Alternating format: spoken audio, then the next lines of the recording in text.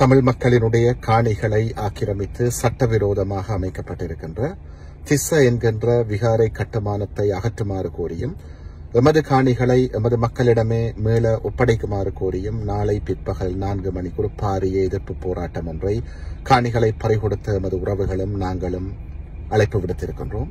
இதற்கு தாயக தமிழ் மக்கள் பெருவாரியாக வந்து உங்களது பரிபூரண ஆதரவை தர வேண்டும் என்று கேட்டு நிற்கின்றோம். ஏனென்றால் வடமாகாண ஆளுநர் முதல் ஒரு சில கோமாளித்தனமான பாராளுமன்ற உறுப்பினர்கள் வரை ஜேவிபியினுடைய உறுப்பினர்கள் உட்பட அத்தனை பேருமே இந்த காணிகளை சட்டவிரோதமாக ஆக்கிரமிப்பதற்கு முண்டு கொடுத்துக் கொண்டிருக்கின்றார்கள். இவர்களுக்கு நாங்கள் எமது செய்தியை தெளிவாக நாளைக்கு வழங்க வேண்டிய ஒரு தேவைப்பாடு இருக்கிறது. அல்லது இத்தகைய காணி ஆக்கிரமிப்புகள் வடகிழக்கெங்கும் விஸ்வரூபம் எடுக்கும், எமது அடையாளங்கள் மண் பறிபோகும். நாளைக்கு எதிர்காலத்தில் தமிழன் என்ற ஒரு இனம் இந்த நாட்டிலே வாழ்ந்ததற்கான எச்சங்களையும் துடைத்து முற்றாக அளித்து விடுவார்கள்.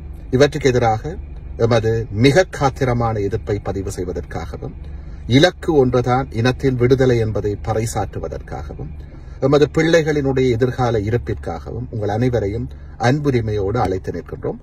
நாளை பிற்பகல் 4 மணி முதல் நாளை மறுதினம் 6 மணி வரை தையிட்டியிலே தமிழினத்தினுடைய எதிர்கால இருப்பிற்காக தமிழ் தேசியத்திற்காக அத்தனை தமிழ் மக்களும் பெருவாரியாக திரள்வோம். நன்றி.